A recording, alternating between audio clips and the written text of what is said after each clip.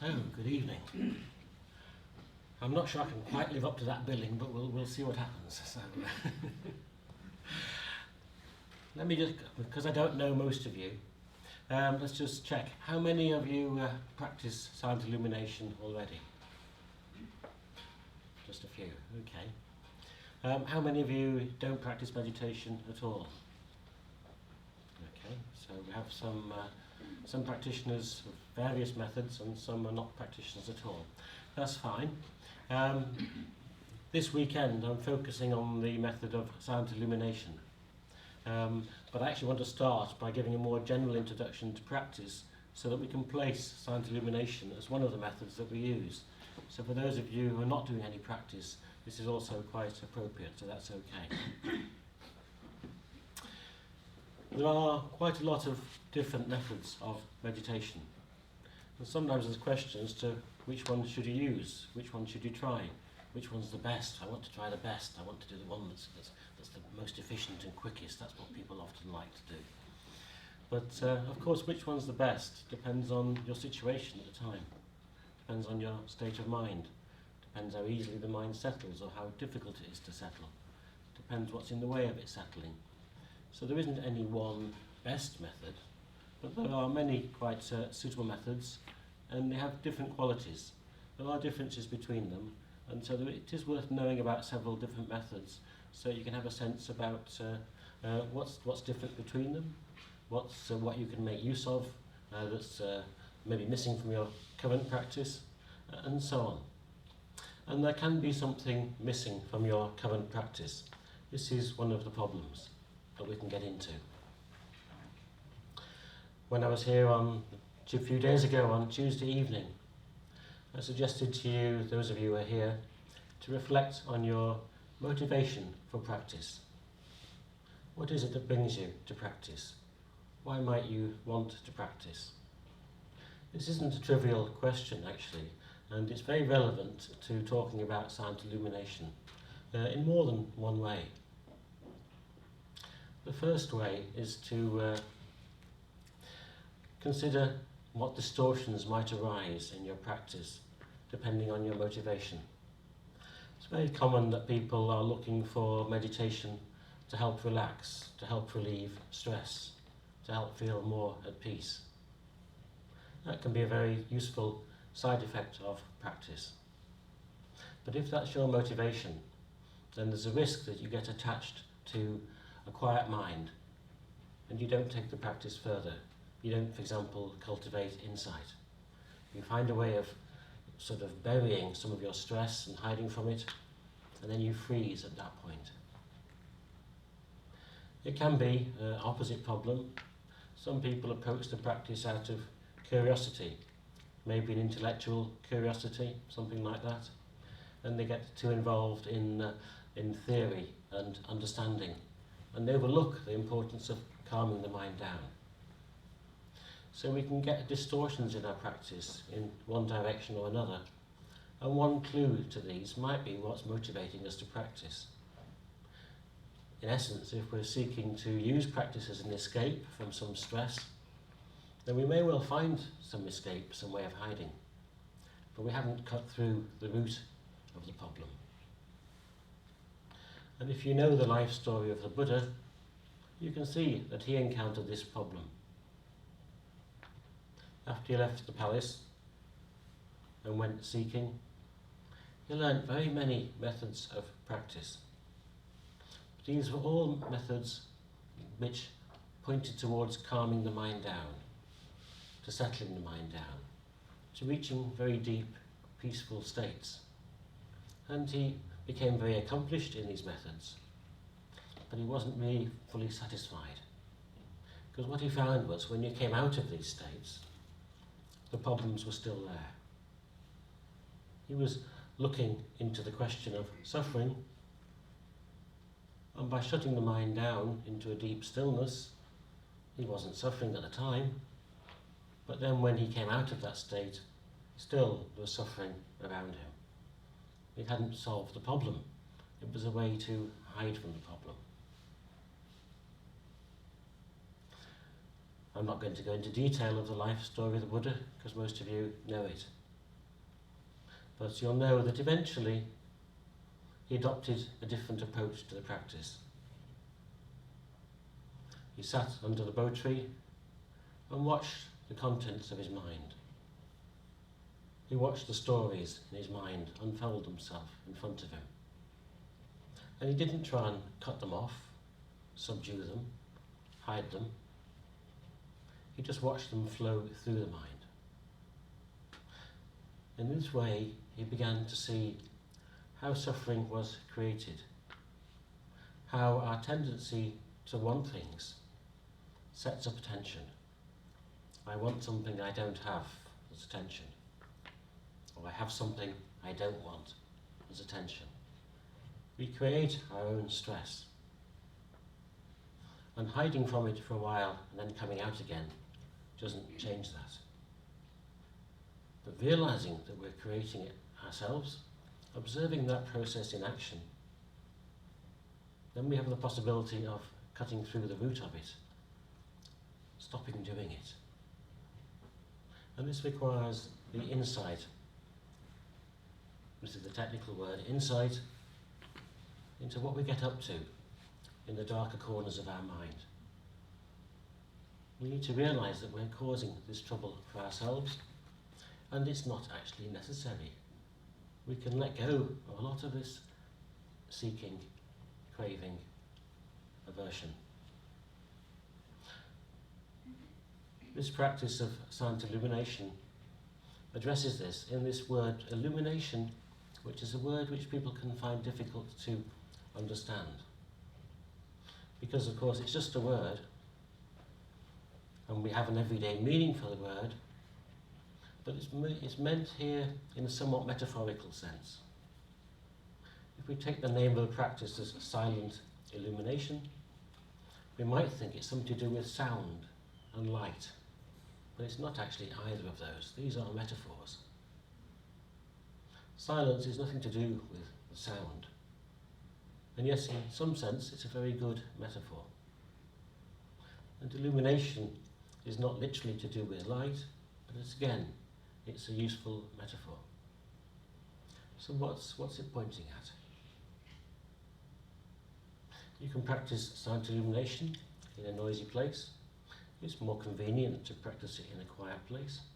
We might have some construction work out there tomorrow. We might get a chance to try this out. Let's see what happens on that building site over there. But that doesn't matter, because it's not to do with sound. The silence points towards silence of your own voice, your own internal commentary, your fussing mind, your agitated mind. The silence is dropping that sort of internal sound. Yes, there might be some sound out there. That isn't really a problem. The problem is when you're sitting here saying, I'm trying to meditate, I wish they'd stop. Stop making all that noise. The problematic noise is the one in your own mind. So the silence of silent illumination invites us to drop the fussing, to calm the mind down. Now this is something which we may be familiar with if we've been practicing other methods of meditation, such as following the breath, counting the breath, recitation, whatever it might be. We may well be used to not fussing about what's going on around us and focusing the mind on the particular object, whether it's the breath or something like that. So we may have some sense of what this is about, but there's a trap that we can fall into here. Because in silent illumination, we also have the second part, the illumination. So let's look at what that means. It's interesting how the first part, silence, is a metaphor which sounds like it's to do with sound, and the sound in question is really the sound of our own mind, our thoughts, our commentary.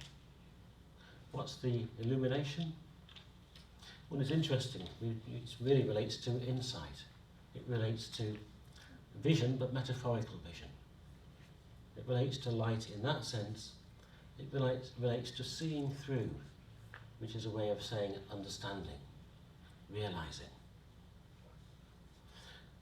Now, if you've been practicing settling the mind down by cutting the mind off, by suppressing it, by subduing it, then it seems very contradictory to start talking about having a mind which is aware, insightful, attending, investigating, inquiring. But all these words are aspects of illumination. The illumination part of the practice is inviting us to have a mind which is definitely alert, attentive, aware. So if you're someone who's practiced calming the mind down, and the way that you've calmed it down has involved rather suppressing the mind, shutting it down, then there seems a contradiction when you're invited to have a mind which is both silent and fully aware and open.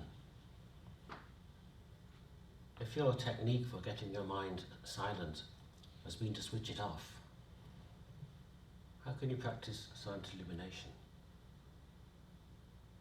Well, that's the challenge. And that's one of the reasons why this is not necessarily a practice for beginners, because there's a certain subtlety here, and you've got to find your way through it. But equally well, it can be a perfectly appropriate practice for beginners. Some people take to it very easily, some find it quite difficult. And the sticking point tends to be finding this way to have a mind which is silent, calm, and yet fully aware. Typically speaking, if we have the mind which is attentive and aware, it notices things, it hears things, it sees things. And our habit is to think about them, to comment on them, to pass judgment on them, to try and decide whether it's something we want more of or something we want less of. And as soon as that sort of habitual process kicks into action, we haven't got silence. We've got quite a noisy, grasping mind. And then we think, oh, my mind's quite noisy and grasping. And you switch the mind off, you stop it listening to anything, you stop it seeing anything, and it seems to calm down. But now you've got a dull mind, a mind which isn't really aware of what's going on. Silent illumination challenges you to find a way to have a mind which is both awake and silent. It can be tricky, but actually very valuable. Because if you can be fully present, fully attentive, fully aware, then you have the possibility of insight. You have the possibility of understanding the tricks your mind gets up to and seeing through them. And we say cutting through the root of the suffering that you're creating for yourself. If you don't have the mind fully open, then that possibility may not be there, because you're not seeing it happening. But when you see yourself creating trouble for yourself, it's much easier to let go of it. But you need to be fully open and present with it. And even if you're willing to have the mind open, you find yourself so easily getting distracted, again by this tendency to have a commentary, to have judgments, to have avoidances and so on. And so you've lost it again. You are willing to be present, you opened the mind, and the mind got distracted. Or you tried to calm the mind down so it didn't get distracted, and it wasn't fully aware. It's sort of like a seesaw. So this is where this practice can be quite tricky, and you have to find your way through it. And it can be particularly difficult for people who've spent a lot of time settling the mind down, learning a skill of calming the mind by attaching to an object, like the breath or recitation or something like that, because it can feel like a backward step. If you're invited to open the awareness, the mind sort of gets busier, it notices things, it sees things, it hears things, and you think, oh, this isn't right, I'm losing my calm mind. It's been quite hard work finding it. So you tend to react in this way.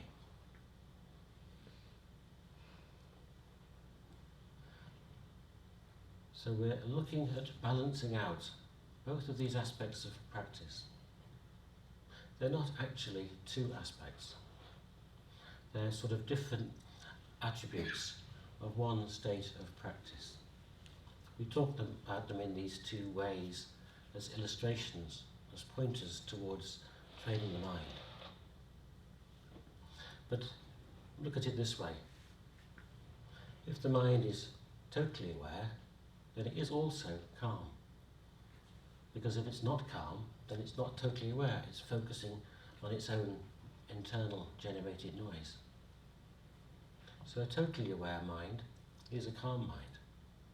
And actually a mind which is not doing anything in the sense of it's being properly silent without being switched off is aware. These two go together, but in our everyday experience they seem not to do, they seem contradictory.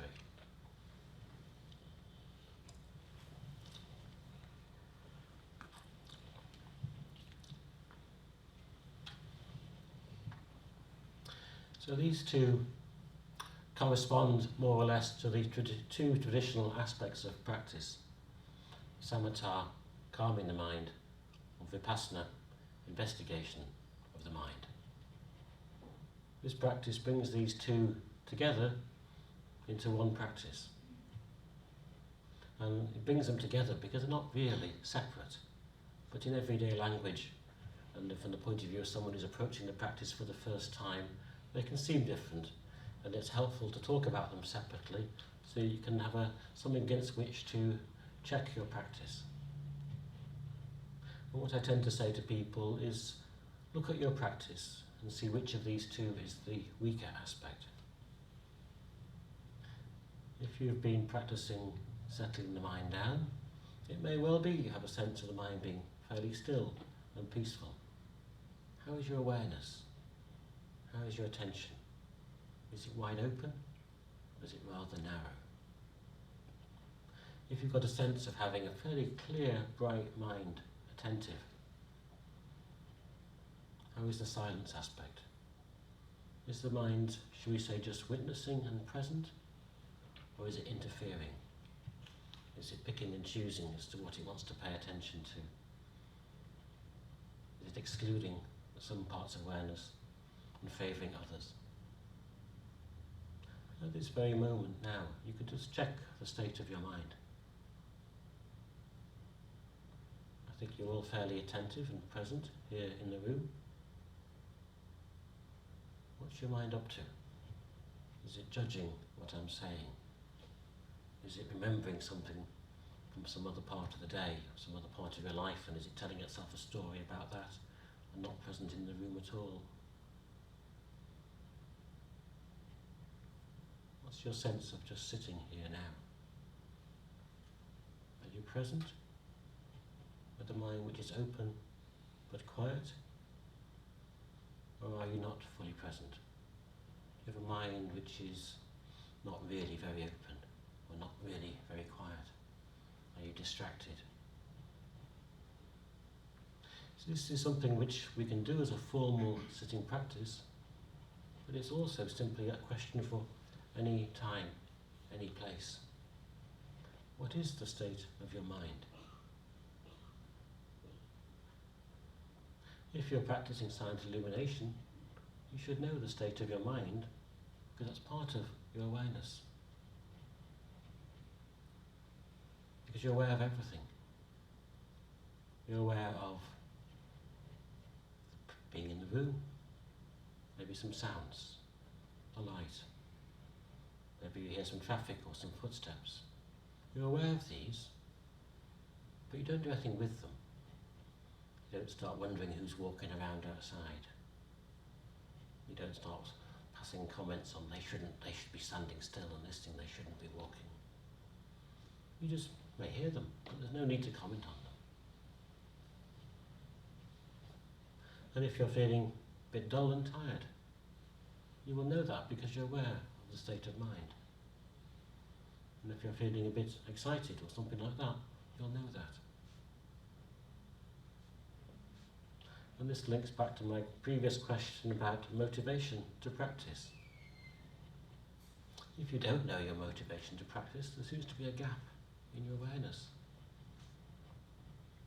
When it's taken you a certain amount of effort to get yourself organised, to get here this evening and come and sit here and listen, there's probably some story in the mind that you followed. Well, I've got nothing better to do this evening, I might as well go there. Or, well, I might be interested in this, I'll go along and find out. Or, I think my practice needs a bit of help, I'll come and see if I can get some clues. Or something like that. There's some story in the mind which has brought you here. If you don't know what it is that's making you move around the place and make choices, there seems to be something lacking in your awareness. And that's on a smaller scale, shall we say, of this evening. What about the larger scale of your life?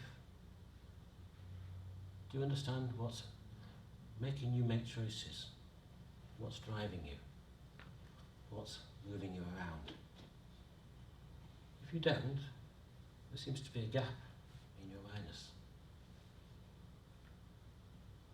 So this practice takes you directly into your own experience, your own internal world, your own motivations, your own sort of private stories you tell yourself. You don't have to sit there obsessing about them, because of course again that would be distracting you from a more open, wider awareness. But if you exclude your internal world from the practice, it's only a partial attempt at the practice. I'll be talking tomorrow about the actual methods of entering the practice, but essentially it's an invitation to be totally present and aware, and to experience whatever there is to be experienced, and without distracting yourself from that, but also without avoiding it by turning the mind off. And this leads us in interesting directions. You hear the footsteps outside there then? Or did you miss them? Someone just walked past. Doesn't matter if you didn't hear them. You don't have to be listening out for them because I've just said it. But if your mind is simply resting in the room, you'll experience what happens in the room. But if your mind is locked into some sort of story, you'll overlook things which seem unimportant. You've evaluated them as important or not important. We have this habitual response. We evaluate the world and we make quick, snap choices and ignore certain things because they seem unimportant, and focus on other things because they seem important. How about just simply sitting here with a mind at rest? It experiences all that there is available to be experienced. The sounds of footsteps, sounds of person sitting next to you breathing, sensations of the body, sitting on the cushion, maybe some pressure, some tension. No need to pass a judgment on whether it's comfortable or uncomfortable, pleasant or unpleasant, balanced or unbalanced. It just is there. About the emotional state of the body. Are you experiencing any particular feelings at the moment? If they're there, experience them. If they're not there, no need to generate them. But if there's a feeling there, naturally you would feel it. If there's a sensation in the body, you'll experience it. If there are thoughts passing through the mind, you'll notice them. You don't need to suppress any of this awareness. You don't need to amplify it. It's simply as it is.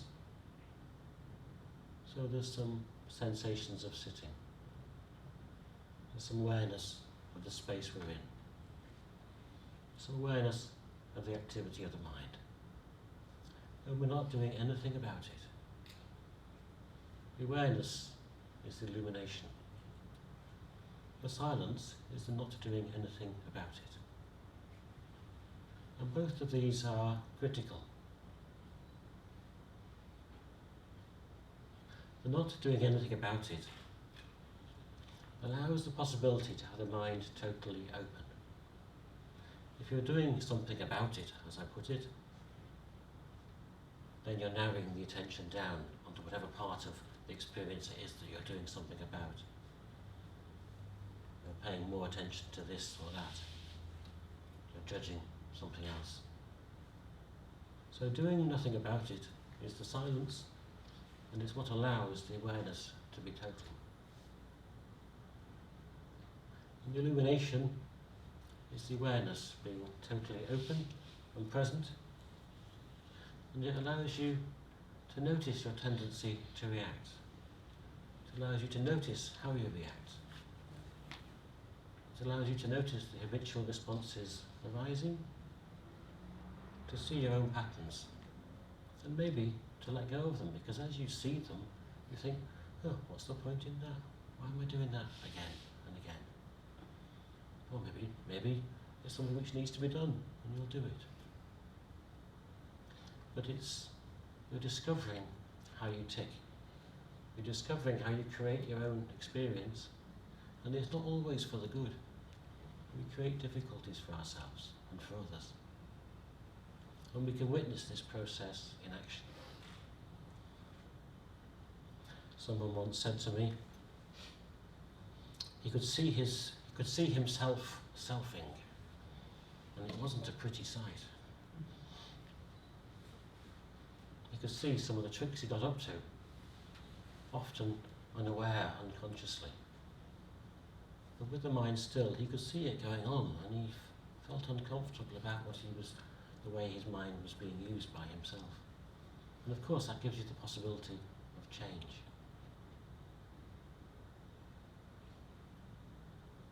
So this practice goes very deep. It can begin rather hesitatingly, rather lacking in silence and rather lacking in illumination, but gradually we coax it along, and it becomes more stable and more penetrating, going deeper and clearer. And it's actually a very natural way of being. If you think about it, it seems perfectly natural to have a mind which is simply attentive and present. Any problem with that? Why don't we do it all the time? Of course we don't do it because we've got these habits of trying to look after ourselves, trying to get the best for ourselves, trying to avoid what seems either unproductive or maybe harmful or risky, and trying to get more of what might seem useful, positive. And to a certain extent, of course, we have to do that in life. We have to take care crossing a road. We do need to acquire a certain amount of food and so on to survive. But we don't need to obsess about it every moment of every day and play these games non-stop all the time. But we do. It's a habit. It's a strong habit. And it gets in the way of being fully present. And it gets in the way of cutting through the suffering that we create for ourselves. But if we just simply rest in this natural state of being present with what is and seeing it clearly, then we're engaging in the practice and we're reaping the benefits. And this brings us to an interesting point with this practice. We can talk about deliberate techniques and methods to help train the mind, to help cultivate the practice. And I'll be introducing some of those tomorrow for those coming for the weekend retreat. And in that sense, we talk about this as being a method of practice. But there's another very real sense in which it's not a practice at all, it's more like a state. It's a way of being. Because actually, if you think about what I've been saying, by definition, if you're actually applying a practice, then you're doing something. You're not silent. So it's a bit paradoxical. If you're trying to practice being silent, which involves doing something, which means, by definition, you're not silent. So the methods of practice are nudging us towards this state. When we're in the state, there's nothing to be done. If your mind is silent and aware, what is there to be added? What is there to be done? Nothing. If the mind is partially aware and partially silent, it may be useful to apply a method of practice to refine it further. If you find yourself in a state where the mind is fully silent and fully aware, there's nothing to be done. You're not actually practicing, you might say. And this is where this is called the method of no method. Typically we talk about having a method of practice. We learn how to count the breath, or something like that, and that's our method. And there are methods we apply in this practice.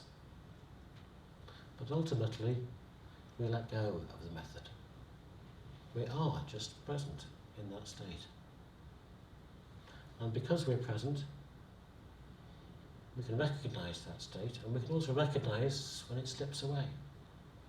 And maybe we pick up the method again.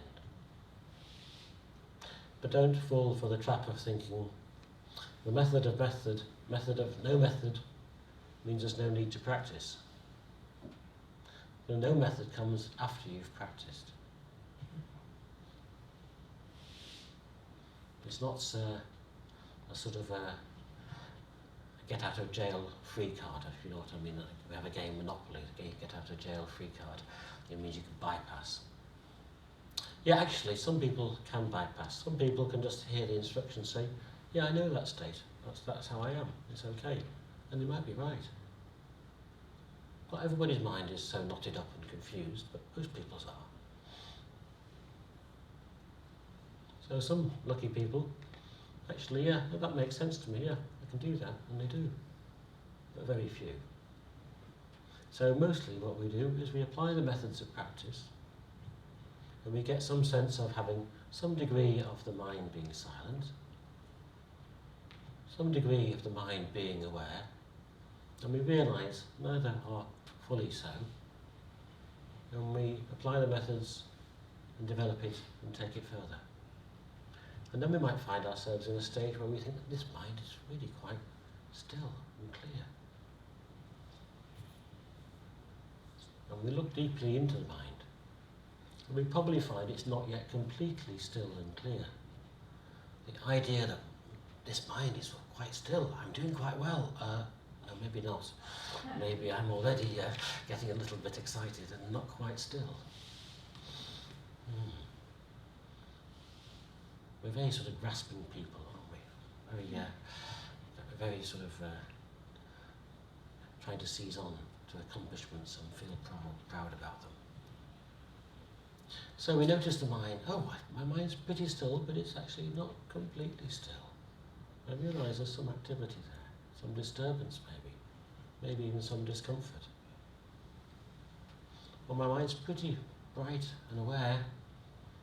If I'm honest with myself, there's a few dark corners that I don't really look.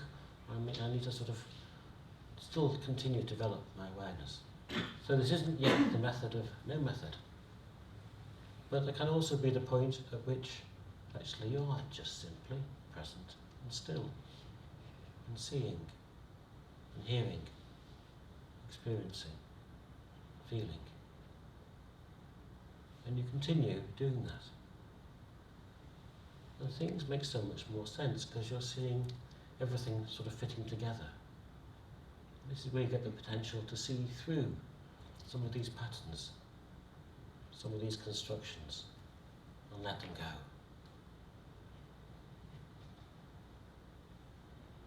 Often up until that point, you may have a willingness to let go, sort of theoretically, but you haven't quite yet let go because you have a sort of sneaking suspicion there's a bit you don't understand, there's a bit more to be discovered, or there's a bit more that's important or something. But if you're fully present, fully seeing. You can just see yourself as the habits arise and think, oh, don't need to do that now. So instead of coming along after the argument trying to work out why it happened, you find yourself about to start arguing and decide not to bother. Something like that. So it's a very liberating practice, potentially.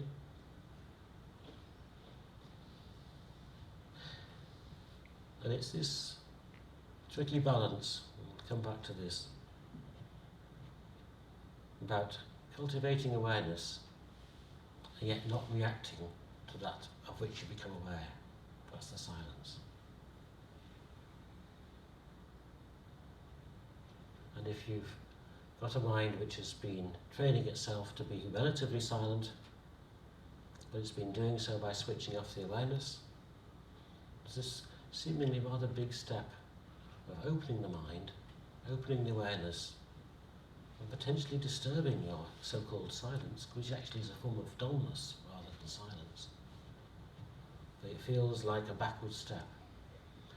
Take that step, try it out. You might find that actually being more aware is actually quite a good move. But you may also find that it starts triggering thought trains, and you very quickly get a noisy mind. So it's a sort of seesaw, but gradually it stabilises. You can say you're tipping one way or the other, and it gradually settles, but it not only sort of settles, it sort of rises as well. Both the silence and the illumination can increase, as well as balance out.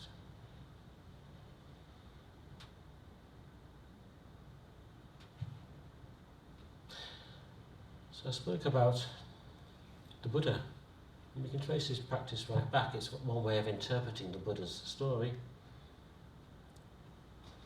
You could say that the Buddha, throughout his life, was driven by the question, the motto, if you like, of suffering. What is suffering? Why do people suffer? But, and he's just a way of interpreting it, you could say his enlightenment under the Bo tree, watching the mind. Perhaps he was practicing silent illumination. He just sat there. The temptations of Mara, whatever came, he just sat there. He didn't switch the mind off and avoid it. Oh no, I don't want to see that. And it's just, yeah, well, that's how it is. Okay, yeah, I see. Yeah. So we can perhaps interpret that story that way if we want. We can see some of the origins of silent illumination in the Diamond Sutra. Different ways of translating it, of course. I'm trying to remember Master Sheng's translation. Something like use the mind in such a way that it doesn't attach. The not attaching is the silence. But the using the mind is awake. It's not switch the mind off so that it doesn't attach. This mind has arisen, this mind is active, and yet it doesn't attach. We can see this in the traditional formulations of Indian Buddhism, samatha and vipassana, calming and insight, inquiry. Sometimes practiced sequentially, alternately, and sometimes practiced together. And in terms of actually the naming of the practice as silent illumination, this is attributed to Master Hongzhi Zhongtrui in around, I think it was 12th century in China. The practice existed, as you can see, before that time, but his writings about it have come down to us. He sort of perhaps identified it and named it as a coherent individual practice. You can't say it was created by him, it was there before, but that's a clear sort of marker in history, if you like, because his writings have come down to us about the practice. And his writings include some instructions in the method and quite a few descriptions of the state of silent illumination. It's the basis for the Japanese practice of shikantaza. And in fact, Hung Shi's, he was at Chantang Monastery in southeast China. That's the same monastery that Dogen trained at, Japanese teacher Dogen trained at, I think about 60 or 80 years later. So you can see the closeness of the practices there, Dogen being the teacher who took the practice of Shikantaza to China, to Japan from China. So this is the, if you like, the historical basis for the practice. Master Sheng in his early days of teaching didn't teach this method so much. He started teaching it more later on. And to begin with, he was a little bit wary of it, because there is one risk with it, which is that people do sometimes attach to the silence part. Particularly if you've been practicing calming the mind down, you can have an idea that you know what silence is, and you can become rather passive and have a sort of silent and dull mind. And it can be quite difficult sometimes to shake people out of that. And that's why I've been talking quite a bit about the illumination aspect, the awareness, to try and balance that tendency. But ultimately, it's one of the deep practices. Shifu actually tended to say the two main practices in Chan would be Huato or silent illumination. The other practices, such as the breath and such as recitation and so on, these you could call them preparatory practices. They are very useful practices. It's not minimizing them by calling them preparatory. They can be useful to get you started. They can be useful to stabilize the mind and the concentration. But they have something sort of built into them which can limit them.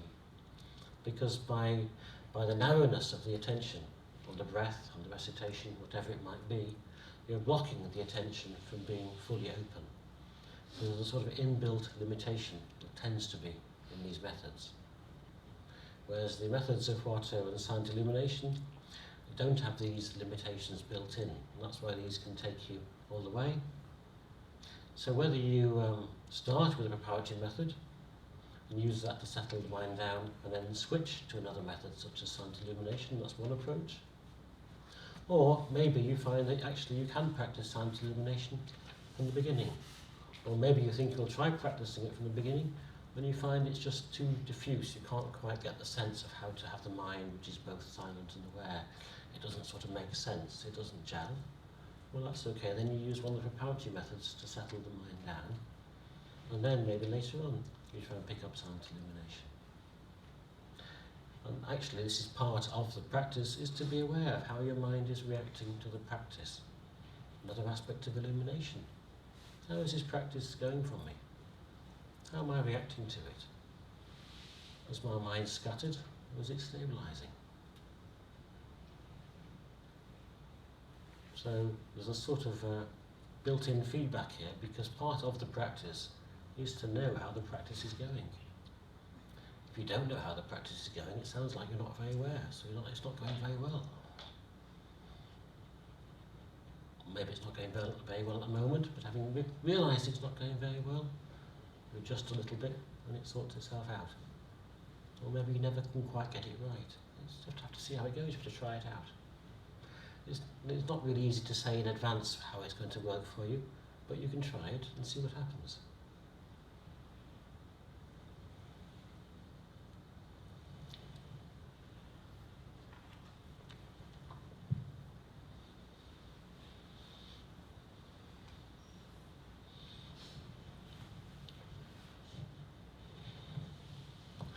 For those of you who've never meditated before, of course you may have to wonder what on earth I'm talking about here.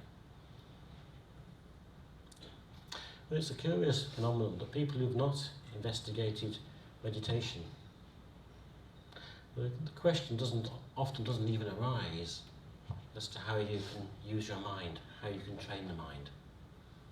It often doesn't occur to you that it's even possible to change the mind you experience what's happening in the mind.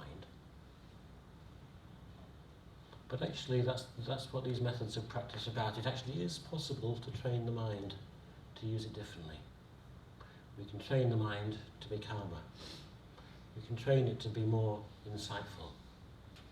We can find it difficult to do these trainings because the habits of mind, the tendency to react in certain ways, and so on, are quite deeply ingrained.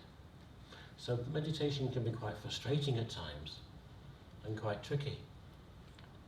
But with persistence, nearly everybody finds they actually can train the mind to some extent. And these are, if you like, the recommended directions of training. Training it to be more stable, calmer. Training it to be brighter, more aware. And this leading on to insight, this word seeing through, understanding not only intellectually, but in experience. It becomes true for you. It's not just an idea which works, it actually becomes your truth of your experience. But the barriers to this are the tendency for the mind to wander, the mind to be dull, the mind to get locked on to fixed ideas, the mind to generate habitual responses. But through persistence, we can train the mind.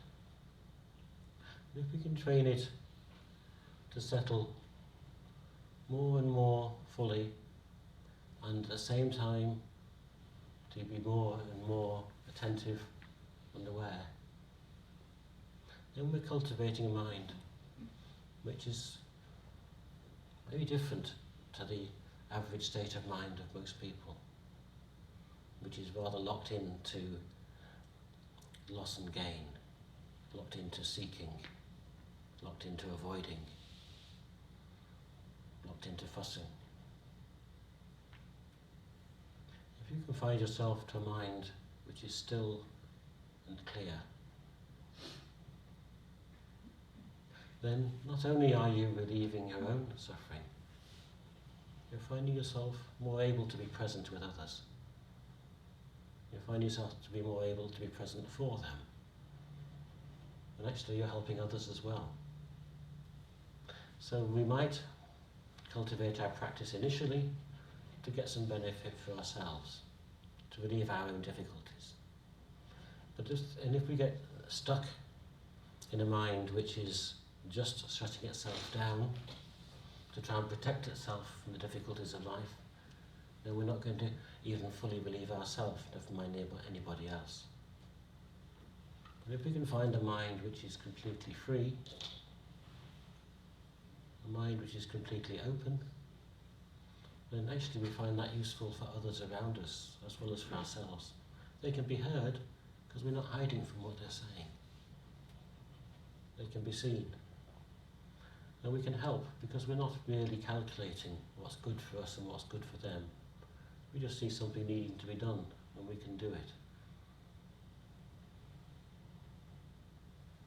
So, from the beginning, from someone who's perhaps never practiced and doesn't yet have a sense of the possibility of training the mind, through someone who begins to train the mind but finds it difficult, and someone who persists and stabilizes the mind. This is a very deep path. And this particular method which I'm talking about this weekend is one which can take you all the way to the full depth of the practice. Can't promise you that's going to happen this weekend, but you can take a few steps in that direction. And to the extent that you're not able to go in that direction, you might be able to observe what's blocking you. Because I often like to put it this way, that actually we like the idea of practice being something which is going to make us feel better and clearer and the rest of it. But actually a very useful part of practice is getting stuck. Because then we can investigate what it is that's getting us stuck. What is this characteristic of me, of my mind, of my habits, which gets in the way? Why do I block myself? Is it because I'm afraid of something? Is it because I've got some fixed ideas? Is it just some habit that I've sort of picked up along the way and I don't realise it's blocking me? So if you get frustrated and stuck in your practice, that can be very useful. It illustrates something about you, because you're being blocked by yourself. So again, illumination, investigation. What is going on here? There's something here that's limiting my awareness. Something here which is generating noise in the mind. And I can't really blame anybody else because it's in my mind. So we keep practicing. So if we're practicing freely and flowing freely, great. And if we're obstructed, great, we can look at it. Someone once on retreat with me, she had been very stuck with something in particular, quite difficult life issue. And I've had quite a long, complicated discussion with her, trying to untangle it for her, and she found a way forward. And next time I saw her a couple of days later for another interview, she came into interview and said, I'm stuck again. Isn't that great? It means I've moved forward to the next obstacle. That's a good attitude, isn't it? Rather than saying, oh, I'm stuck again, it's useless, it's hopeless. Oh, no. Oh, I've got something I can work on. I found the next thing I can work on. This is great. So whatever state you find yourself in, don't be sort of judging it as a bad state to be in or a good state to be in. Judging it as a good state means you sort of maybe tending to coast and get proud about being in a good state. Judging a bad state means you might sort of give up or judge yourself for failure or something like that. No, whatever state you're in, apply the same approach. Be aware of being in that state. Experience being in that state. Notice your reactions to being in that state. It doesn't matter whether it's a good state or a bad state. Practice continues in all these states. We may establish practice sitting on a cushion, but it continues when we leave the cushion. It continues when we're doing any work or relating to people or anything we're doing. Again, this is another aspect of it being a very natural practice. It's not something which is constrained into a particular form. We cultivate it sitting on the cushion because that's where we have the minimum of distractions. But we can, no reason to stop being aware just because someone rings a bell to say it's the end of a sitting period. No reason to switch the mind off just because the bell's rung. Maintain the awareness. Maintain the awareness of moving from the sitting position to the standing, to the walking. Of course, interactions with other people get very busy and we get distracted and you get drawn away. Then you realise that's what's happened. And you establish your awareness and, and continue. Well, I think probably talking about awareness of the legs sitting, probably some of the legs are getting a bit achy by now, we've been sitting a while. So perhaps that's enough for me to say for this evening. Tomorrow, for those coming for the weekend retreat, I'll say some more specifics about the methods of practice, how we actually try and cultivate this state of mind, which I've been describing the state more than how to get there. But there are particular methods we can try, and it particularly relates to basically training the awareness to be open and fully present, anchored particularly in body awareness, but just more general open awareness. So we'll be doing that and practicing that this weekend. I think that's enough for this evening. Perhaps what we do now is perhaps take a short break so you can stretch your legs and so on, and then we could perhaps come back if there's any questions or anything like that, we can do it that way. So let's just take a few minutes break now to stretch legs. And you can respond within the limits of your capacity, you can do what you can that's appropriate, but you don't have to add to that a mental fuss, a stress. I'm not doing my best, I could have done better. Actually, you did do your best. Most of us do our best most of the time. We might judge it as not good enough.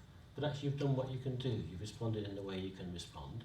And then you move on to the next thing. Whereas if you're sort of looking back, comparing yourself, judging yourself, I should do better, I wonder what they thought of me, blah, blah, blah. You're creating a lot of fuss in the mind. But if you just respond, and then do the next thing, and then do the task that needs doing, and then ring back that person you didn't speak to earlier, and so on, just do things. It's the same things get done, they may even get done more thoroughly because you're not distracted by fussing about them. But it's the fussing that we add to the mind ourselves, that's the point really, that's the problem. Thank you. Self-criticism, judgment, lost opportunities. Thank you, Heir. that was helpful for a lot of us. Any other questions from the audience, participants? Quite a few people sneaked up to me in the breaks, and maybe all the questions have been asked. Well, to follow on from this gentleman's question and take some examples, I think I understand the concept that you've been talking about, but I'm very new to it as well. Let's take, for example, a death of a close friend or family member. It seems to me, sadness and grief is quite natural, so I'm sort of assuming that one can be in this state and have very strong feelings at the same time and go through grief, or is the point that to reach a true enlightened state, actually you do literally suppress or move on extremely quickly from those feelings such that they have very little mental or emotional effect? That's question one. And then to take a more academic example, you're planning a holiday. So in this case you are supposed in the present to be planning the future. Right, yeah. So I assume then it would be a very natural thing to be having your mind living in the future, planning your holiday as the present activity. And again, to be doing that is not failing to be in this state or failing to be able to be in this silent, illuminated state. So those sort of two examples, I would like to sort of walk through with them to see how it manifests in those examples. Yeah. Okay, well the first one, yes, I mean if emotions are arising, as I mentioned earlier, it's you experience them, so it's not about suppressing, it's not about saying I shouldn't be. As soon as you find yourself using the word I should or I shouldn't, then there's some rule applied in the mind there, there's some rule written or unwritten that you're fishing out and saying I must apply this rule to myself. Well actually no, you just, I am feeling this way, I'm upset. My parents have died, whatever it might be, of course you're upset, and what's the problem with that? We can make it worse for ourselves by saying, I shouldn't be upset, I must keep a straight face, and I mustn't let anybody see I'm upset, and so on. No, actually, if you're upset, and you feel upset. So, and if it's a sunny day and you're feeling happy, and if it's whatever it is, if you're being shouted at by someone, well, you're being shouted at by someone. If you notice yourself reacting, you're reacting. So it's not about suppressing or altering or anything in that sense. But there is the quality that because you're just with it as it's happening, actually you're not bottling it up, so you're not sort of building up a residue, which is sort of stale stuff, that can be a problem. But also you're not adding to it more than you're actually just feeling upset, and not adding to it a sense of guilt at feeling upset, or a sense of shame at feeling upset, or all the rest of it. So it is just being naturally being you. But actually we don't tend to do that very much, because we get stuck in the conventions of society, and that's what puts pressure on us and so on. But actually no, if you're feeling that way, you're feeling that way, and that's part of the experience of the illumination, is the word we use. You're very clear about your mental state, you're very clear about your emotional state, you're clear about the sensations of the body, you're clear about the environment you're in, the sensations, experiences of it. So but it's not about changing it, it's not about judging it. So I think that helps. And the second one was, remind me about, it's about planning, yeah. Well, this is an interesting one. We talk about, we tend to emphasise being in the now, because actually we're so bad at it. So it's a sort of it's a sort of a rebalancing act to bring our attention. We spend most of our life in the future or in the past, or in a place other than where we are. You might be sitting here now thinking about what you're going to do when you get home, or what there is to do tomorrow, or so on, or what happened earlier today. It's sort of time travelling, a sort of magic carpet. And sometimes these cushions are like a magic carpet. People sit there and go off time travelling. Some confessions over here, I think, yeah. Because your mind does that, doesn't it? It takes you off in the past and the future. And so because of that, we emphasise making contact with the present moment. But you're absolutely right, of course, planning and such like needs to be done. And actually we do need to be in contact with the past. It'd be foolish to keep on making the same mistakes over and over, because we don't let ourselves remember the mistakes of the past, the lessons learned. The trick here is that if we need to plan, say, the holiday, we plan the holiday in the present moment. We don't go off time travelling to the future, imagine ourselves already on the beach, because then actually we're making mistakes in what needs to be done now. The planning is actually happening in the present. We're doing the planning now, and that image of the beach is in the mind now. So we don't, in a sense, we centre the activities in the present. And yes, there is some future-based planning. There is some remembering of the past, but it's sort of anchored in the present, as opposed to time travelling to the future and things being unattended to here now, or time travelling to the past and tripping over the curb because you're not looking where you're walking. actually you're walking, you're doing something, and you're remembering something from the past, and you've also got some stuff to get done. Certainly planning needs to be done, otherwise probably most of you wouldn't have got here. It'd just be a random one or two people who walked past by chance at the right time. Even though there were no posters put up because nobody planned it. You know? So planning certainly needs to be done. Just speaking about it simplistic, there can seem to be a tension between emphasising the now and planning for the future. The trick is actually to bring what we call the 3 times into one time. Past, present and future is actually just now. And the future sort of flows out of the now. And the future planning is actually now. It's not future, it's now. And so on. So yeah. Thank you. Beautiful answer. Thanks. Good. Thank you, Martin. Yeah, I meant it. I did some time travel just now. About tomorrow. I'll make this all more conducive framework for all of you. But anyway, any other questions?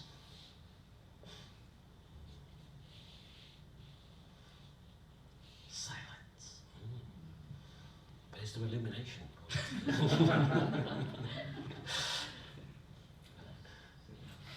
Sure. So here. So again, back to the same thing. It's common among us to daydream. If Steve Jobs did not daydream, he would not have come up with iPod. That'd be good, wouldn't it? But humanity lives on creativity. Yeah. If it was the same thing for hundreds of years, we would have no reason to live. Right? So we have to grow. So we have to create, and we have to be creative. To be creative, you have to daydream. And so what's wrong in daydreaming? Well, for a daydream to turn into an iPod, you have to be aware of the daydream. How many daydreams do you have and forget them? They slip past because you're too busy with the next daydream. But if the dreams that are arising in the mind, you're fully clear about them, then maybe they can turn into something useful. So take an example. I'm driving the car. I'm driving to work, and I think of some creative idea. I'm daydreaming. According to the readings I have and from the way you're teaching, I should not be, because I have to be paying attention on the road. I have to be present now. But human beings will love to daydream. It's like watching TV. It's being entertained. So what should I do? Should I focus on the road, which is boring? Or should I listen to the radio, which is a little more entertaining? Or should I be daydreaming, which is even more entertaining? Well, there you go. If I try next to you, focus on the road. I think so. I was going to say, if you're driving me, then focus on the road. Or if you're driving behind me as well. Yeah. We're capable of multitasking. Yeah. So Well, to the extent that we're capable of multitasking, we multitask. But actually, some multitasking, as you're implying, can be dangerous. So actually, sometimes we do need to actually deliberately direct our focus for certain tasks. But then, again, a bit like I was talking about future planning, we need to be aware that we're deliberately restricting our attention for a particular purpose. We don't have to get locked into that mode. So actually, if we're needing to focus on driving, we can focus on driving. But then we can maybe broaden the attention when we're away from the driving situation. And if, as you say, a daydream passes through the mind while you're driving, well, yeah, maybe it happens. But you don't have to say, well, actually, I might invent something quite wonderful, so I'll continue this daydream. If you really want to do that, you better pull over to the side and stop to, maybe make some notes. But if you're actually deliberately distracting yourself from driving, then that's not very sensible, in my book anyway. but nobody deliberately does it, right? You get into the car and then you suddenly you're somewhere else. Yeah. Is that wrong? Is it not the way to do it? It's not a very good way to drive. If you find yourself drifting off somewhere else, bring yourself back to the driving. Don't you do that? What do you do? I daydream.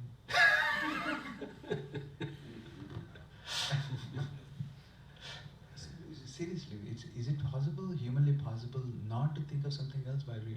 So I'm asking you this question because 15 years back I came across mindful meditation. So I was reading the book by the Vietnamese monk. Take that one. Yeah, yeah. I was really taken by it, and I had these moments of epiphany. So I read his books, and so he would say, when you're doing the dishes, be mindful you're doing it, feel the water. Yeah. It was so nice. You're taking a shower, focus on it, and yes, you feel the water. But human tendency is we get bored. Yeah. Yeah. And then it went off. But those moments I felt were excellent. But I knew I cannot sustain it because maybe we are born to do something and think something else. Well, maybe it's two things you're saying here. One is that, of course, yes, some of these wandering of the minds are very, very creative, and you don't want to lose those. But a lot of the mind wandering is quite distractive, and not just to do with driving on accidents. I'm talking about you lose your focus. You stop a task halfway through it and go and start another task, or something like that. So some of these mind wanderings are actually quite destructive. We don't get on with things fully, and like you mentioned, not fully experiencing what you're doing, whether it's washing up or something. If you're always flitting from one thing to the other, you're not really fully experiencing anything. Now, many people experience that as rather a loss. They feel a bit disconnected. So yes, there's a creative side, but there's also a sense of being disconnected and maybe being a bit lost and drifting. If you're actually fully in what you're doing now, and then the next moment you're fully in whatever that moment is, and the next moment you're fully in that, then as you described, there's a feeling with that, which is usually worthwhile. That's not to contradict the idea that sometimes what you're with is planning for the future, and sometimes what you're with might be boring in the sense that actually you're not enjoying it particularly. It still needs to be done a certain way for the sake of the task itself, for example, driving safely. But if you have tendency for the mind to wander and come up with something creative, well, that can be wonderful, that can be great, and it's not a problem. But a lot of people experience their mind wandering as just really white noise, distracting. They're not fully engaged. They might not be fully engaged with the person they're with. They might not be fully engaged with the tasks they're with. They're not concentrating very well. That's a lot of people's experience of the mind wandering. And the mind can be trained to be more present, to be more persistent, to be more focused. So, if we reach that stage, how is the experience? Try it and see. It's a bit like you were maybe describing your epiphany with the washing up. You feel just with what is. So I've been focusing on you. I've not been daydreaming. I've not been thinking of anything else. Yes, it's a nice feeling. I can remember what you taught me today. But it's not an eye-opening experience. But also you haven't been 100% focused on me. You've been daydreaming and inventing iPod 3 or something like that. Your mind has wandered some of the time, I expect? Not when we are talking. Not at all. Thank you.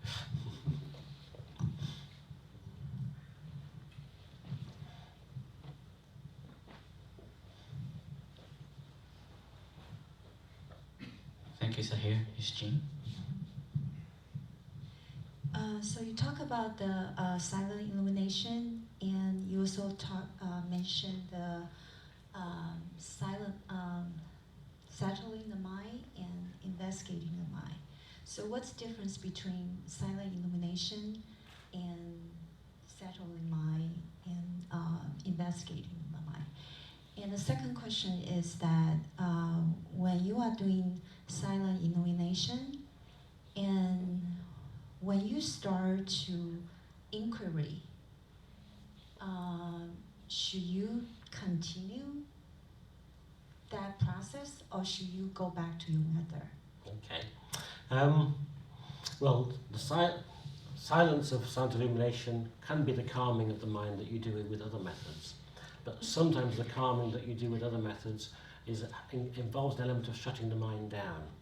You sort of find, for example, typically someone who's focusing on the breath may sort of not allow themselves to hear sounds because they might distract them. So they sort of switch the ears off, they switch off awareness of the ears, and they just focus on the breath.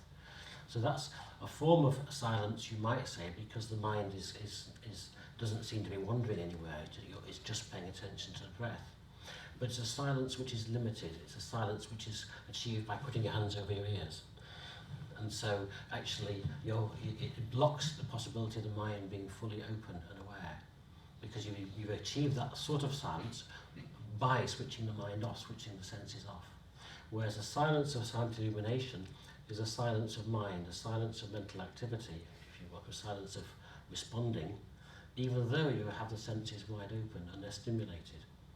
So you're stimulated by what you hear, but you don't pass a commentary on it. You don't name it, you don't do anything with it, but it is still heard, it is still experienced. So there's that difference between hearing something and not reacting, which is the silence of silent illumination, or not hearing something because you've switched off the senses. You see that distinction? So again, the inquiry aspect of silent illumination, the illumination aspect, again, typically this is quite a tricky word, investigation, inquiry, illumination, because we tend to associate it with analytical investigation, analytical thought, and that's not what's meant. But that's our natural assumption. If we want to inquire into something, we do it analytically. We gather the information and we sort of rearrange it and come to a conclusion. It's not that sort of a thing, but it's also not quite so far from that either, and that's what's tricky. And what I mean by it's not quite so far from that either is actually this open awareness. We are sort of gathering the information. We are very aware of everything in the situation. If we're investigating the mind, if we're investigating the content of our awareness, we're investigating the present moment, we are fully experiencing you sitting there, me here, crackle on the microphone because I touched it, and so on. We're aware of these things. So in a sense, we are gathering information, and it sort of falls into place. It's not exactly that we're working on it analytically. It sort of, because it becomes a more full and more total awareness, we sort of almost don't need to analyse it because we've just got it all there in front of us. But actually, a little bit of analysis can sometimes be helpful. But then if we go too far that way, we end up just thinking and theorising, and we lose contact with awareness. So it's a very tricky boundary, actually, and it's one that we can avoid analysing things and end up just go too far that direction. But we can also over-analyse.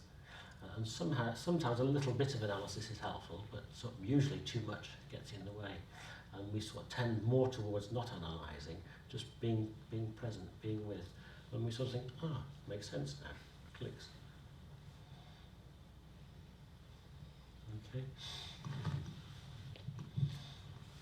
Hi, Simon. My question is kind of about overlapping with other schools of teaching. So there's this school called Insight Meditation School, actually also in this area. They teach this type of meditation called the 4 foundations of meditation. So like body, reception, Vedana, and the mind and the Dharma. So kind of like in the last 3 kind of teaching, they kind of talk about having something like there's a reading light in the mind, and you kind of, in this quiet state, you kind of turn the reading light gradually towards dark corners. In this aware state, it's like, is there some kind of overlap in the methods and teaching? Yeah, well, I can't remember whether I said this earlier or not, but if you're in a state where the mind is opening out, there can be the sense of the awareness sort of, should we say, filling the room. You just feel the experience of the whole room, or something else along those lines. Now, actually, again, there's a thing, then you think, ooh, aren't I doing well? Something's happening. How's that risk? There's also the risk you think, ooh, this is strange. Or there's a risk you think, oh, my practice seems to have gone wrong, my attention has gone. But so there's all sorts of things that you might be tempted to change, but actually you can just stay with the fact, yeah, oh, that's how I'm experiencing it. But then a bit like you say, turn the torch, actually, is my mind completely open? Or are there some little dark corners that I'm actually not looking over there, or I'm not looking up there, or I get a sense of discomfort if I look that direction. So in that sort of state, it's sometimes actually useful to explore it, to test it, to say, actually, well, I have this sense of being sort of wide open, but am I completely wide open, or am I sort of avoiding, am I limited? So yes, exactly in that same way. There's a lot of crossover between different practices. In many ways, the differences between practices are emphasising one part more than another, or rephrasing something. So a lot of practices are very closely related, but presented a little bit differently, which is helpful because some people can accept one presentation more easily than another, or it's less confusing, or something like that. But yes, there is this sense of, if the mind opens, explore it, investigate it. Don't just say, oh, it's opened. No, how wide has it opened? Explore it further. But exploring it with a seeking mind, no, that's not quite right. Exploring it with a dull mind, that's not quite right. Oh, what does that mean then? How do you explore it? Well, you have to find out. And you usually find out by making mistakes and then realising actually you were grasping, you were seeking. So, oh, and it's gone, and you start again. But at some point you just get a sense of, this is how my mind is. And yes, I realise actually there's more, it's not completely clear, it's not completely silent. There's still stuff going on here, even though it's shifted. Maybe more calmer than it was, but still work to do. Thank you.